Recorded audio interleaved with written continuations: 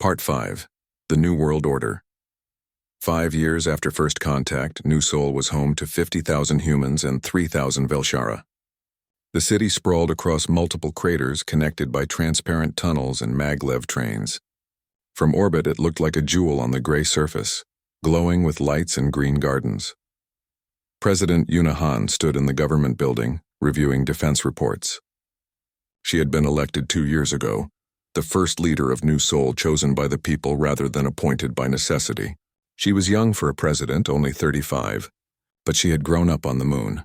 This was her home in a way it could never be for the founders. The detection grid is complete, Commander Dongwu Che reported. He led New Sol's defense forces, a combination of former Earth military and lunar-trained volunteers. We can track any object larger than a shuttle from beyond Jupiter's orbit. And the weapons platforms? Yuna asked. Operational. 40 platforms around the moon, 60 around Earth. Each one can fire nanoseed projectiles or energy beams. We've tested them on asteroids. They work, but would it be enough? The Draknari were coming. The deep space signals had grown stronger. 3 months ago, they detected actual ships, dozens of them moving through the outer system. They would reach the inner planets within weeks. Earth was preparing too. In an unprecedented moment of global cooperation, every nation contributed to the defense. Ships were built in orbital yards above Earth. Ground-based weapons were placed on every continent. The nanoseed technology, once New Sol's secret, was now humanity's greatest weapon. Velshara warrior Zenthar worked with human commanders, teaching them about Draknari tactics. He was old, scarred from battles fought millennia ago. His translator sometimes crackled with the intensity of his memories. Draknari do not negotiate, Zenthar explained. They see resources, they take them. They see resistance, they destroy it. They travel world to world, consuming everything. They left nothing of our civilization but refugees. How did you survive? A young human soldier asked. We ran, we hid. We were cowards who chose life over honor. Zenthar's eyes dimmed. But now we have a chance to fight back, to prove we are not broken. In New Sol's research facilities, scientist Bora An led the next generation of nanoseed development. She had been born on the moon, never lived on Earth. Her understanding of the technology surpassed even Jiwan's. We can do more than defend, Bora argued at the council meeting. We can use the nanoseeds to create a network. Link all our weapons together, make them respond like a single organism. No delay, no confusion. Perfect coordination. That requires someone to control it, Dongwu said. Someone with incredible neural connection to the nanoseeds. Everyone looked at Jiwon. She was older now, with gray in her hair. She had spent 5 years teaching, building, helping New Sol grow. But she was still the best interface between human and nanoseed. If we do this, she said slowly, I'll be connected to billions of weapons simultaneously. The mental strain could be enormous. It could also save billions of lives, Yuna replied gently. I won't order you to do this. But I'm asking. Jiwon looked around the council chamber, at faces she had known for years, at younger faces, people who had grown up in the world she helped create, at Velshara friends who had shared their culture and knowledge. I'll do it, she said. For everyone. The Draknari fleet entered Mars orbit on a Tuesday. 23 massive ships, each 1 kilometers long. They ignored all communication attempts. They simply began harvesting materials from Mars, massive drilling machines dropping to the surface. They're treating Mars like an unmanned asteroid, Dongwu said, watching the feeds. They don't even acknowledge that we exist. Then let's make them acknowledge us, Yuna said. The first battle happened near Deimos, Mars's smaller moon. Human ships engaged the Draknari mining vessels. The fight was brief and brutal. Draknari weapons were powerful but slow. Human ships, guided by nanoseed predictive systems, danced around the attacks. They targeted weak points identified by Velshara intelligence. 3 Draknari mining ships were destroyed. The others retreated. They're surprised, Zenthar observed. Good, surprise is a weapon too. But the main fleet was coming. Sensors detected them leaving Mars orbit, heading for Earth. 19 capital ships, escorted by hundreds of smaller craft. Jiwan entered the neural chamber deep beneath New Sol. It was a sphere of nanoseeds, constantly shifting and flowing. When she stepped inside, she felt them connect to her mind. Gently at first, then more completely. She could feel every weapon platform, every ship, every defense grid. Billions of nanoseeds all waiting for her commands. The sensation was overwhelming and intoxicating.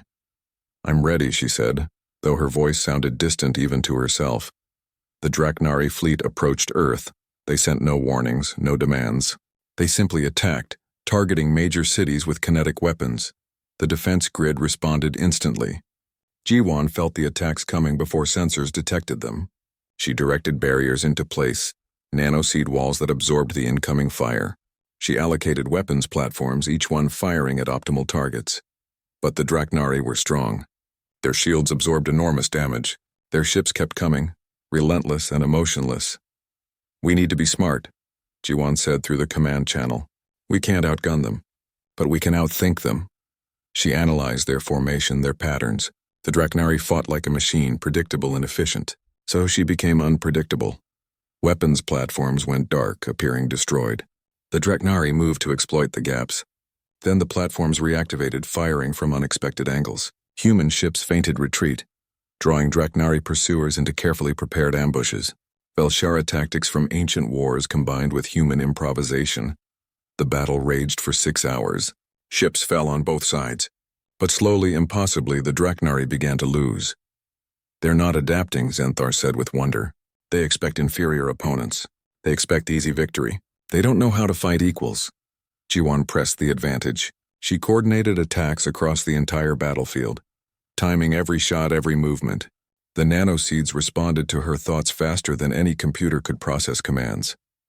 The Draknari flagship took concentrated fire from 12 platforms simultaneously. Its shields collapsed. Secondary explosions rippled through its hull. It began to drift, powerless. The remaining Draknari ships stopped advancing. For the first time, they seemed uncertain. Then they retreated. The fleet pulled back, accelerating away from Earth. They didn't stop at Mars. They didn't even slow down. They fled the solar system at maximum speed. In the neural chamber, Jiwon collapsed. The connection severed, and she felt suddenly small and alone. Medical teams rushed in, checking her vitals. "She's exhausted but stable," Dr. Sora reported. "She'll recover." Across Earth and New Sol, people celebrated. The impossible had happened. Humanity had won. Ambassador Nam spoke to the global audience. "Today we prove something important. Not just that we can defend ourselves, but that we can work together. Humans and Velshara, different nations, different species, united by common purpose." In the weeks following the battle, the solar system changed. Earth's nations recognized New Sol's independence formally and completely. The moon became neutral ground, a place where any nation could send representatives. The Velshara were granted full citizenship rights, recognized as refugees under international law. Trade flourished. Technology flowed both directions.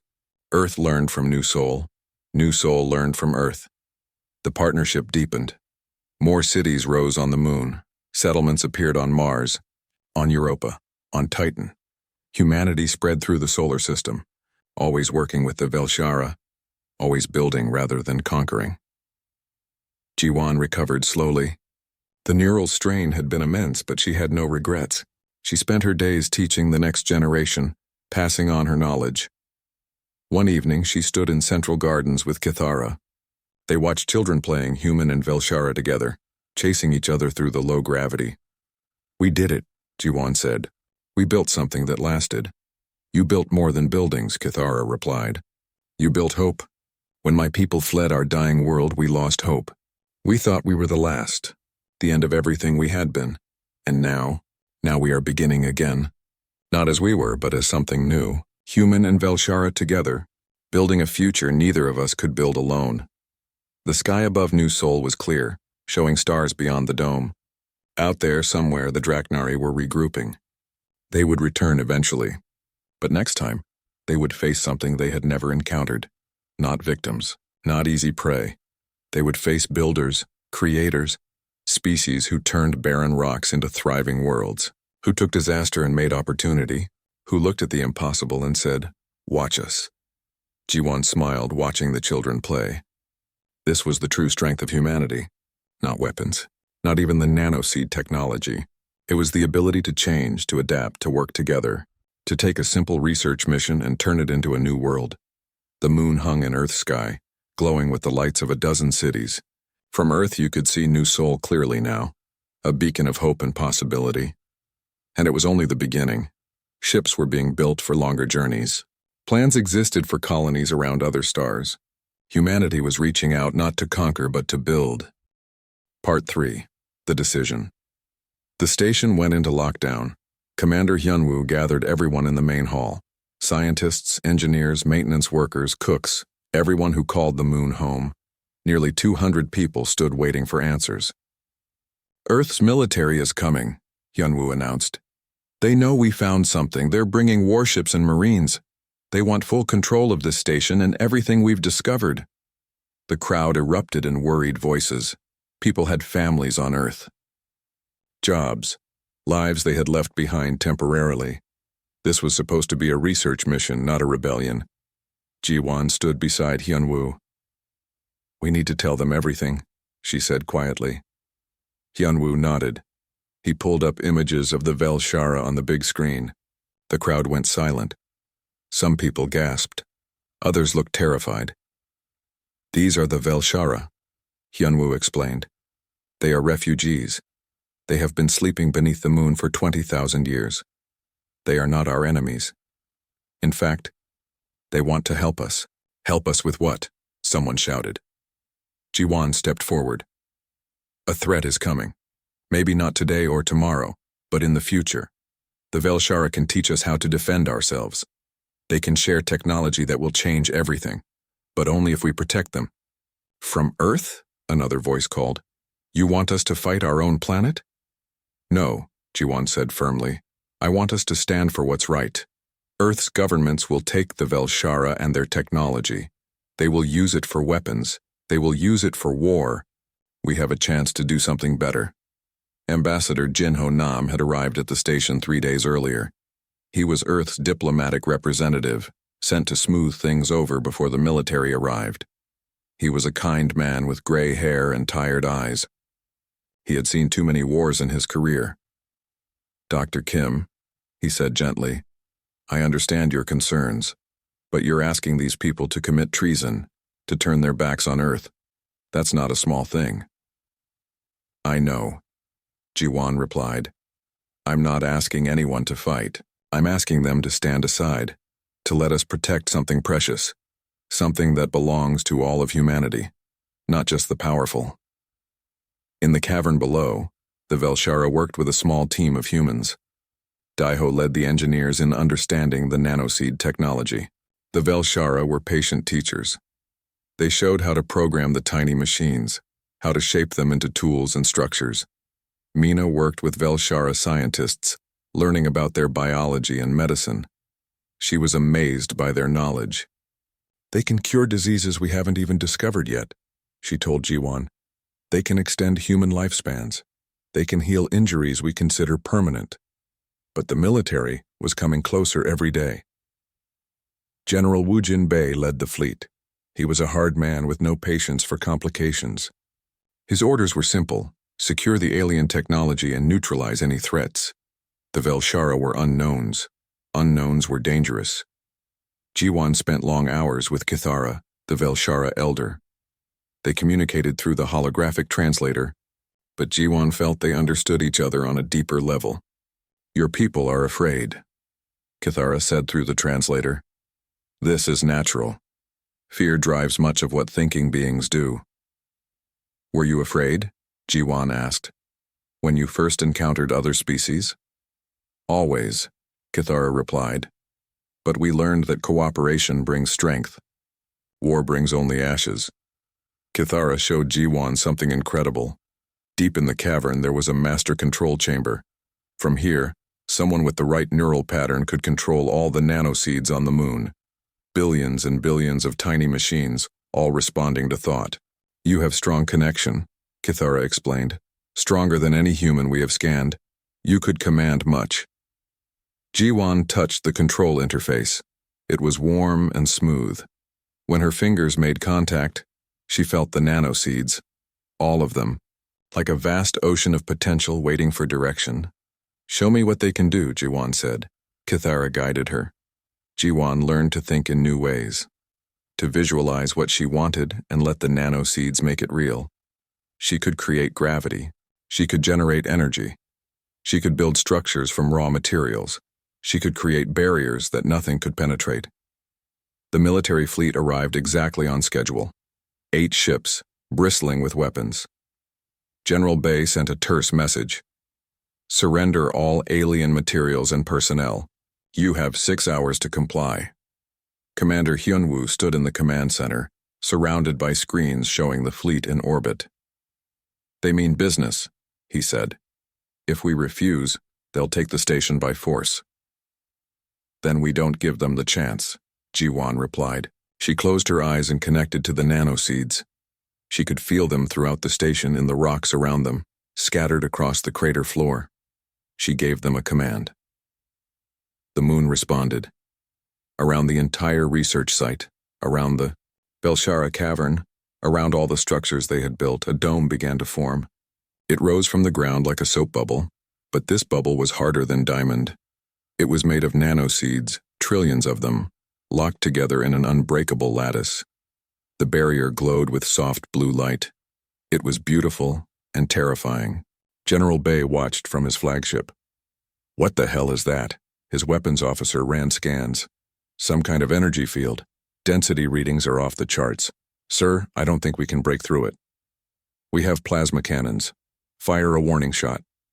The plasma bolt hit the barrier and simply disappeared, absorbed and neutralized. The barrier didn't even flicker. Try the kinetic rounds.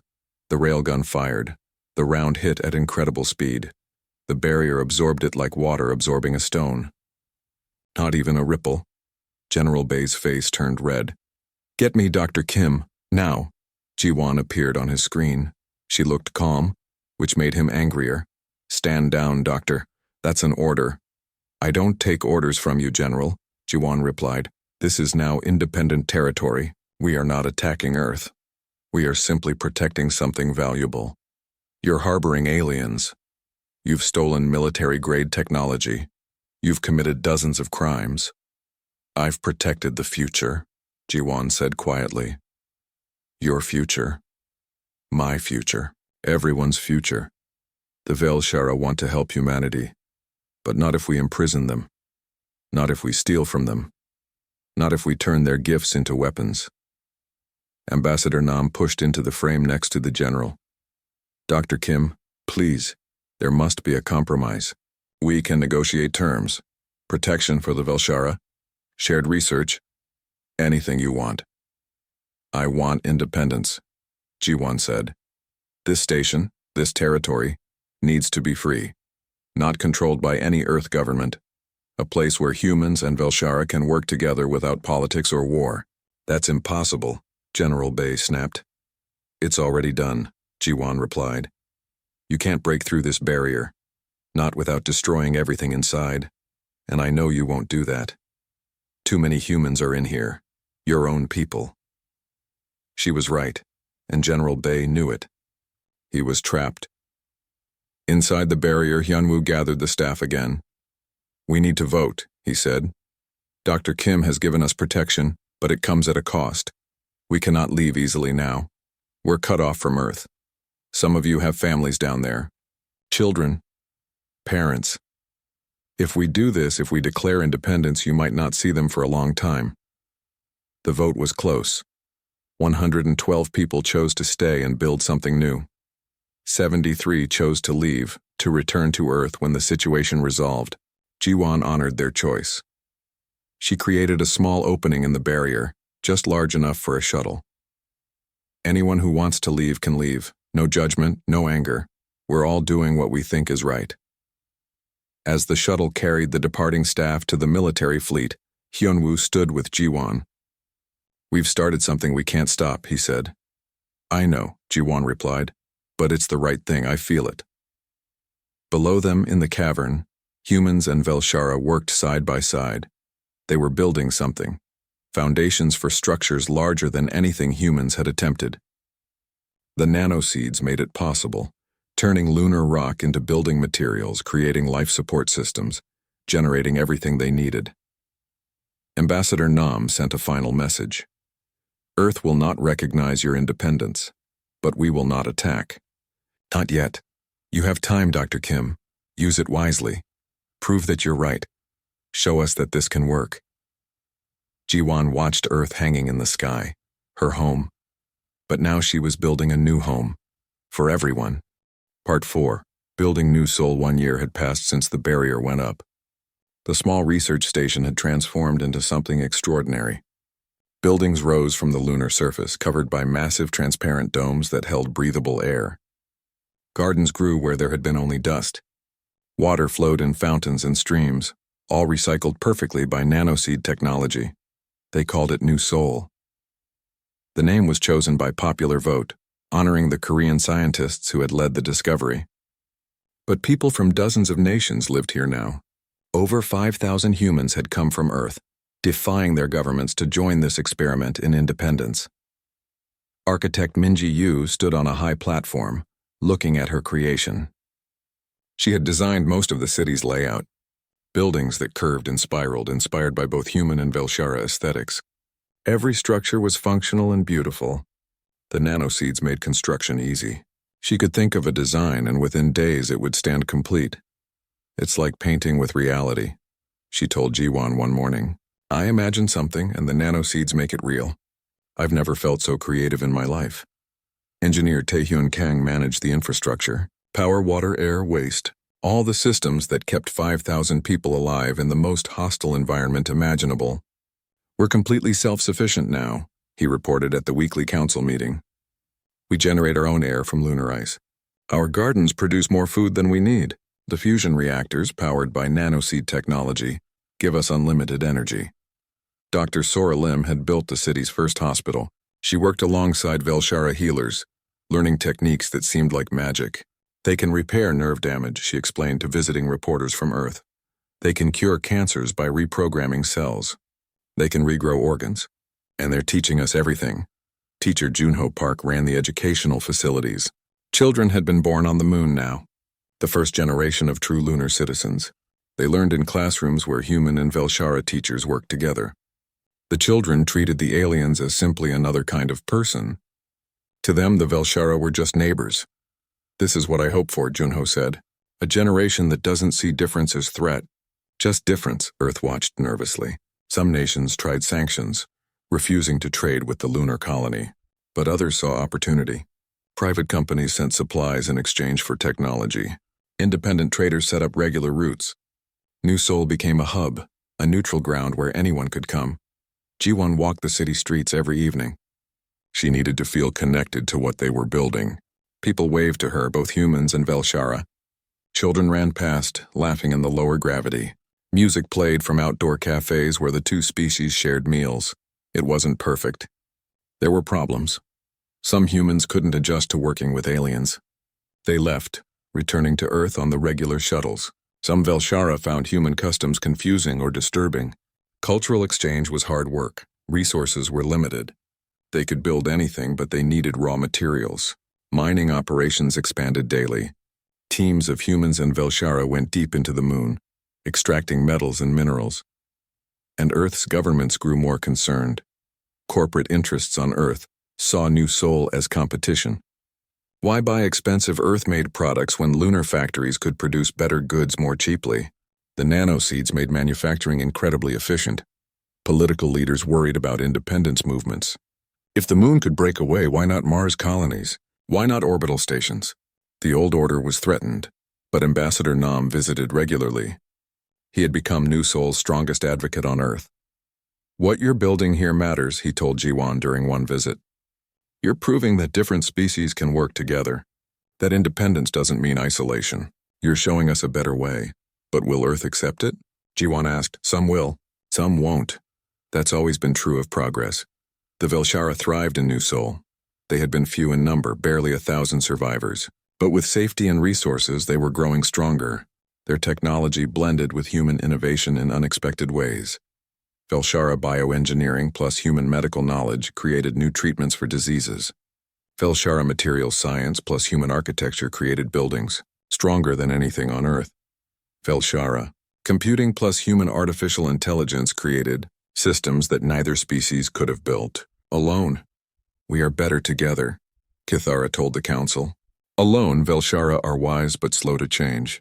Alone, humans are innovative but quick to fight. Together, we balance each other. Not everyone on Earth was happy about this balance. A coalition of conservative nations demanded the return of all humans from New Sol. They called it a dangerous cult.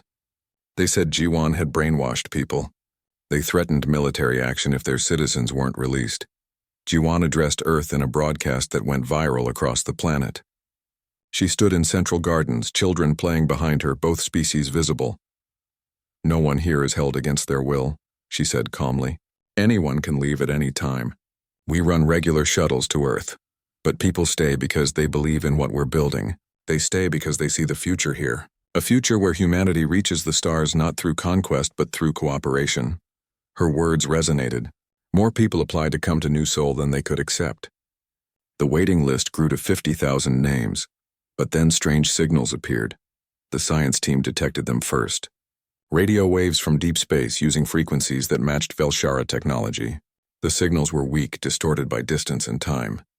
But they were definitely artificial. Kithara listened to the decoded messages. Her reaction made everyone worried. She went very still, her large eyes losing their glow. "What is it?" Jiwan asked. "Messages from the old war," Kithara replied through the translator. "Warnings. Emergency broadcasts from our colony worlds. But those worlds fell thousands of years ago." "Yes. These signals have been traveling since then, only now reaching this system." Kithara turned to face the humans. "The messages say the Draknari are coming. They give coordinates. Projected paths of the enemy fleets." The science team worked through the night, calculating trajectories and speeds. The results were sobering. "If the Draknari maintained their course," the lead scientist reported, "they will reach this region of space in approximately 5 years. Maybe less." The council meeting that followed was tense. Some people wanted to tell Earth immediately. Others thought it would cause panic. "Earth needs to know," Commander Hyunwoo argued. "This isn't just our problem. It's everyone's problem," Jiwan agreed. "We'll share everything. The signals, the calculations, the Velshara knowledge about the Draknari. But on our terms, as equals, not subordinates." The message to Earth was clear. A threat was coming that would affect the entire human species. New Sol had the knowledge to help prepare. But cooperation had to be genuine. Partnership, not domination. Earth's response was slow in coming. The various governments argued among themselves. Some wanted to reject any help from the lunar rebels. Others saw the wisdom in working together. Finally, Ambassador Nam returned with a proposal. Earth would formally recognize New Sol's independence in exchange for full military cooperation against the Draknari threat. New Sol would share nanoseed technology. Earth would provide resources and manpower. "It's not perfect," Nam admitted. "Many nations are unhappy with this deal. But it's the best option we have."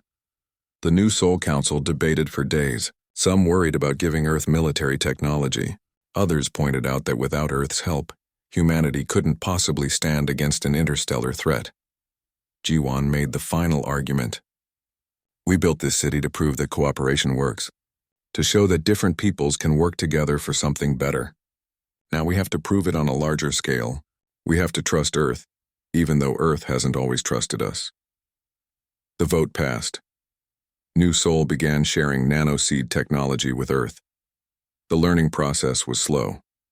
Most humans couldn't interface with the nanoseeds effectively, but Jiwan and a few others traveled to Earth teaching what they knew. Meanwhile, construction in New Sol accelerated. They were building more than a city now. They were building a defense network. Weapons platforms orbited the moon. Detection systems reached deep into space. Manufacturing facilities produced ships designed by both species. "We're building a shield," Taehyun explained, showing the plans. "Not just for the moon, for Earth too. For the whole system."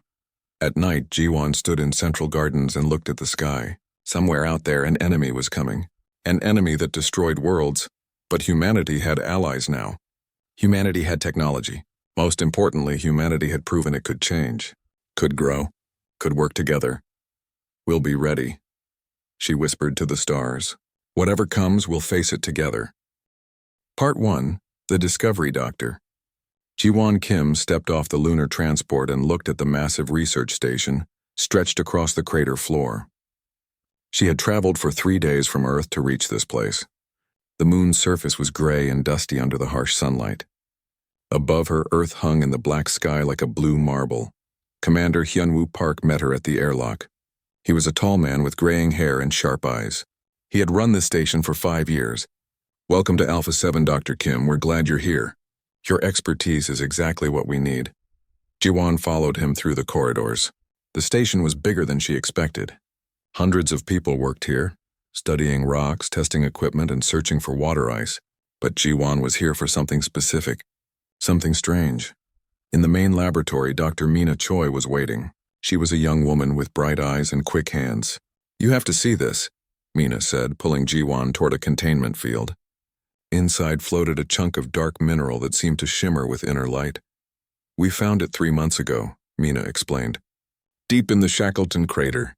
At first we thought it was just unusual crystalline structure, but then we ran tests. Engineer Daeho Shin joined them. He was the one who maintained all the station's systems. He understood how things worked better than anyone. "Watch this," he said, activating a sensor. The mineral began to glow. The equipment around it started behaving strangely. A wrench on the nearby table lifted into the air and floated toward the mineral. Jiwon's eyes went wide. "It's creating a gravity field," Daeho said. "But that shouldn't be possible. Not from a simple mineral. Not without massive energy input. This thing is just sitting there, and it's bending space around it." Jiwon moved closer, studying the readings. Her mind raced through possibilities. "Have you determined its composition?" "That's the problem," Mina said. "Every test gives us different results. Sometimes it reads as carbon, sometimes as metal, sometimes as something we can't even identify. It's like the mineral is changing at the molecular level." For weeks, Jiwon worked with the team. They ran every test they could think of. The mineral was unlike anything in human science. When they applied electrical current, it amplified the energy 1,000 times. When they exposed it to radiation, it absorbed everything and released it as a controlled pulse. When they tried to cut it, their tools couldn't even scratch the surface. "This could change everything," Jiwon said one night, staring at the data. "If we could replicate this, we could solve the energy crisis. We could create artificial gravity for space stations. We could revolutionize space travel." But then Earth got involved. The message came through on the secure channel. Commander Hyunwoo called everyone to the command center. His face was grim. "Earth Command wants all samples returned immediately. They're sending a military transport. They say it's a matter of planetary security." "Planetary security?" Mina said angrily. "We're doing scientific research. What does the military want with our minerals?" Hyunwoo pulled up classified reports on the screen. "Other nations have been making inquiries. China, Russia, the European Union. Everyone wants to know what we found. The government is worried this could become a military asset." Jiwon felt cold. She had seen this before. Whenever something valuable was discovered, governments turned it into weapons. "What if we don't send it back?" Everyone looked at her. "What if we say we need more time?" She continued. "What if we only send small samples and keep the main deposit here for continued research?" "That would be disobeying direct orders," Hyunwoo said quietly. "Yes, it would." They talked for hours. Daeho worried about their families on Earth. Mina argued they had a responsibility to science, not politics. Hyunwoo knew he could lose his command. Finally, they made a decision. They would send back some samples but hide the true extent of what they had found. They would continue research in secret. They would protect this discovery until they understood it completely. Jiwon led a team deeper into the crater. They needed to know how much of the mineral was down there. They drilled carefully, taking readings every meter. The deposit was huge. It stretched for kilometers beneath the surface, but there was something else. At night, when Earth was overhead, the minerals glowed brighter. They seemed to pulse with energy. Jiwon started having strange dreams. She would see patterns in her sleep, geometric shapes that felt like instructions. "I think it's communicating," she told Mina one morning. "Minerals don't communicate. These aren't normal minerals. I don't think they're natural at all." Jiwon ran new tests. The structure was too perfect, too organized. This wasn't something that formed naturally over billions of years. This was manufactured. "Someone made these," she announced to the team. "Someone incredibly advanced. And they left them here on the moon. Why?" Daeho asked. "I don't know. But I think we're meant to find them." The military transport was 2 weeks away. Jiwon worked frantically. She built a small testing chamber using the mineral's properties. When she activated it, a perfect sphere of Earth normal gravity formed inside. Objects floated naturally. Water poured normally. It was like standing in a room back home. "Do you understand what this means?" she said to Hyunwoo.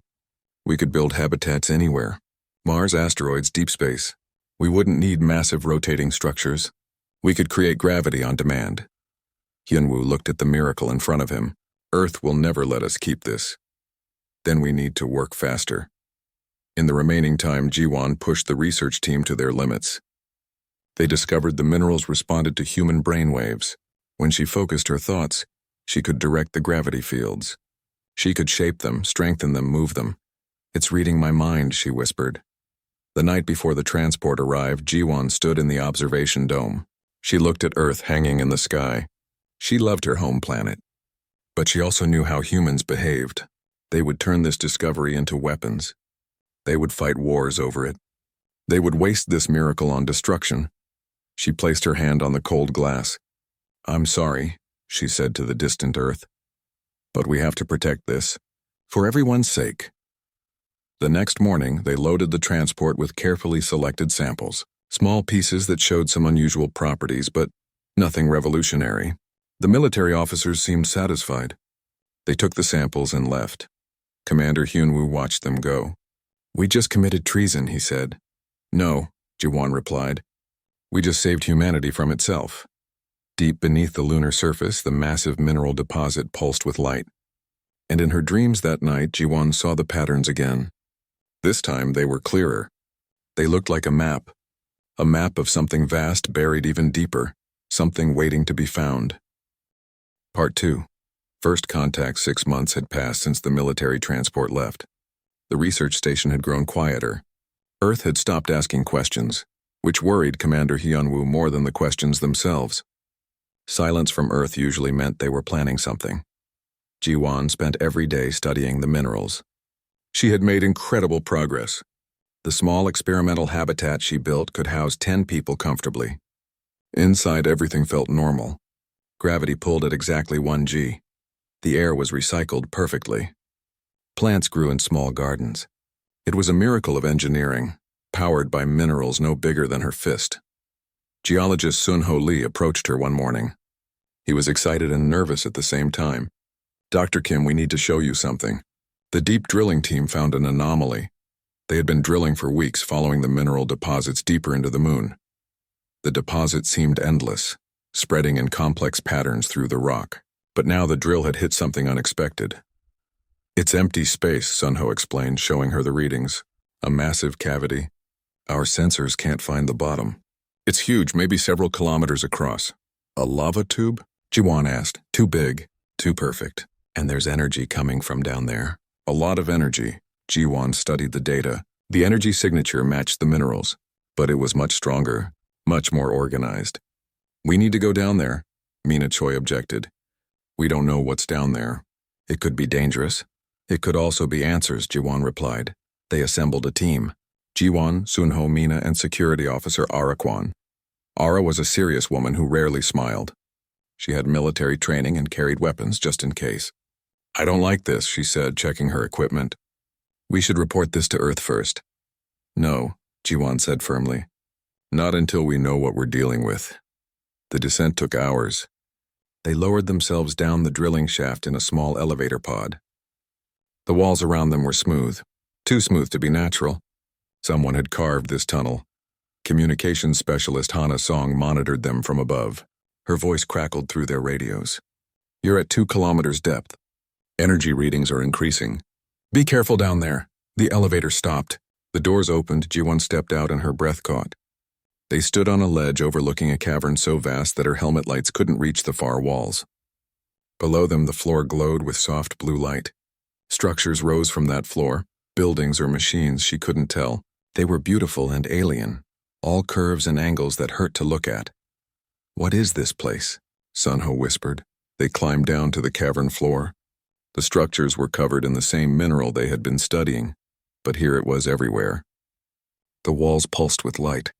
The ground beneath their feet felt warm. Jiwon approached the nearest structure. It was tall, maybe 50 meters high, shaped like a spiral. She reached out to touch it. Everything went white. Images flooded her mind. She saw worlds she didn't recognize. She saw ships moving between stars. She saw a species, insect-like creatures with multiple arms and compound eyes.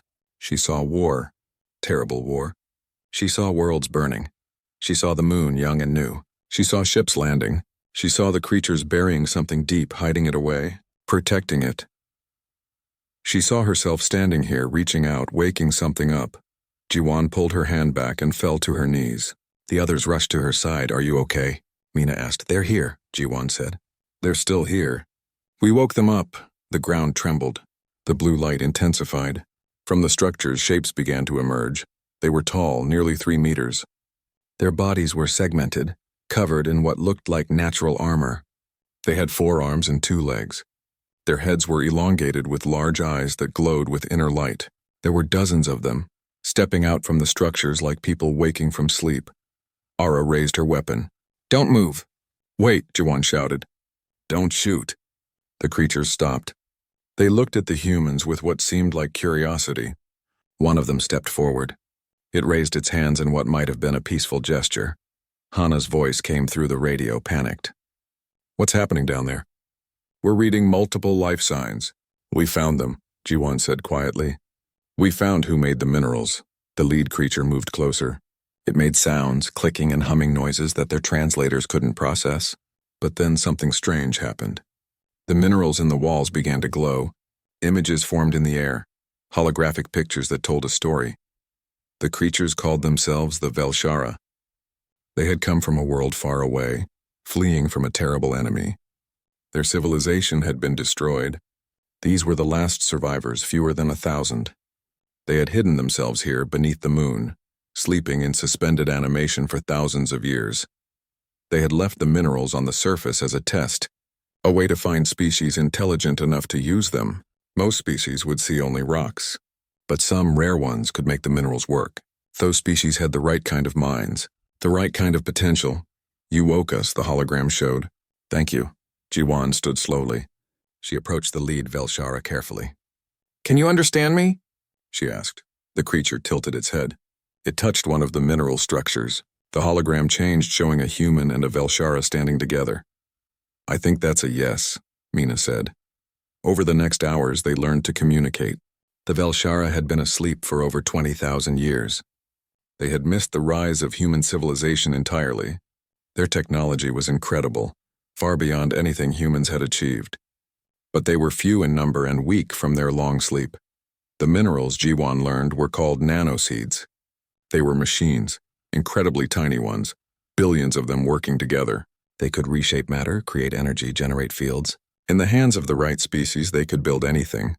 "Why can we use them?" Jiwan asked through the holographic translator. The answer surprised everyone. Human brains, the Velshara explained, had a unique structure. Something about human neural pathways matched the frequency the nanoseeds operated on. It was incredibly rare. In all their travels, the Velshara had only met 3 other species with this ability. "You are special," the hologram showed. "You are builders." But then the Velshara showed them something else. A warning. The enemy that destroyed their world was still out there. The Draknari Collective. They consumed worlds, took resources, destroyed civilizations. They were expanding across the galaxy. Eventually, they would come here. To Earth, to the moon. How long? Jiwan asked. The hologram showed uncertainty. Years, decades, maybe a century. But they would come. "We can help you prepare," the Velshara offered. "We can teach you. Together we can build defenses," Ara spoke up. "Earth needs to know about this. We can't keep this secret anymore." Jiwan knew she was right. But she also knew what would happen. Earth's governments would panic. They would try to take control. They might even attack the Velshara out of fear. "We need time," Jiwan said. "Time to figure this out properly." But they didn't have time. Hana's voice came through the radio, urgent and scared. "Commander Hyunwoo just contacted me. Earth knows something is wrong. They detected energy spikes from the cavern. They're sending a military fleet, armed and ready for anything. They'll be here in 2 weeks." Jiwan looked at the Velshara. She looked at her team. She looked at the incredible technology surrounding them. "Then we have 2 weeks," she said, to decide the future of both our species. The Velshara elder, whose name sounded like Kithara, stepped forward. She touched Jiwan's hand with one of her 4 limbs. It was a gentle gesture, almost human in its meaning. The hologram showed one final image: humans and Velshara, working together, building something beautiful under the stars. Jiwan squeezed back. "Hey," she said. "Together."